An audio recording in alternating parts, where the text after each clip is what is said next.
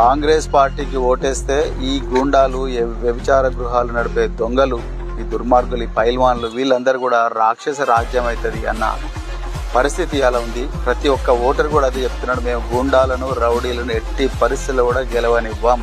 కేసీఆర్ గారు ఉన్నప్పుడు చాలా స్వర్ణయుగంలాగా నడిచిన పాలన ఇవాళ మరి కాంగ్రెస్ పాలన వచ్చే వరకు పూర్తిగా మోసపూరిత పాలన జరిగింది, దుర్మార్గపు పాలన జరిగింది. ఉదాహరణకు మైనారిటీలు తీసుకోండి. నిన్నటికి నిన్న మైనారిటీల్లో అసలు ఆఫీసర్లే తక్కువ ఉన్నారా బాబు అంటే రిజ్వీ అనే ఒక ఆఫీసర్, చాలా గొప్ప ఐఏఎస్ ఆఫీసర్, ఆయన రిజైన్ చేసేటట్టు చేసినారు ఇవాళ కాంగ్రెస్ వాళ్ళు. ఇలా ఏ బొక్క పెట్టుకొని మైనారిటీలో ఓట్లు అర్థం తెచ్చుకొని మరి కన్నీళ్లు పెడితే ఆ కన్నీళ్ళు కూడా సినిమా కన్నీళ్ళు అనే దుర్మార్గ దుశ్శాసనులు కాంగ్రెస్ వాళ్ళు.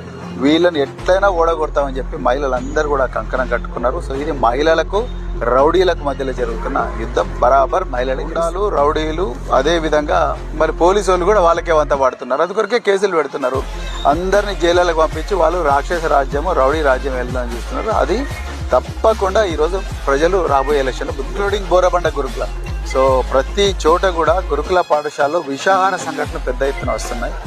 నిన్నటికి నిన్న మహేశ్వరంలో ఒక అబ్బాయి చనిపోయిండు. అట్లా దాదాపుగా 110 మంది పిల్లలు చాలా గురుకుల పాఠశాలలో చనిపోయిన పరిస్థితి. కేసీఆర్ గారి హయాంలో మరి ప్రపంచవ్యాప్తంగా మన పోయిన ఈ పేద వర్గాల పిల్లలు ఇప్పుడంతా వీకర్ సెక్షన్ కాలనీ. ఉదాహరణకు మేము ఇక్కడ తీసుకుంటే ఒక మహిళతో మాట్లాడిన ఇప్పుడే నేను మాట్లాడితే ఆమె కూలి పని చేసుకుంటూ బతుకుతున్నారు. మరి కూలి పని చేసే కుటుంబాల నుంచి కంప్యూటర్ ఇంజనీర్లు రావాలని కేసీఆర్ గారు కలగన్నారు. ఇక్కడ జరుగుతున్నది ఏంటి, కూలి పని చేసేటోళ్ళు ఇంకా కూలీలు కావాలి, వాళ్ళు బర్రెలు గాయాలి, గొర్రెలు గాయాలి, లేకపోతే బండలు తుడవాలి, బాసనలు తోమాలి అనే ఒక భావన కాంగ్రెస్ పార్టీ రేవంత్ రెడ్డికి, అదేవిధంగా మరి బీజేపీ నాయకులకు కూడా ఉన్నది. అందుకొరకే కేసీఆర్ రావాలని ప్రజలుగా కోరుకుంటున్నారు.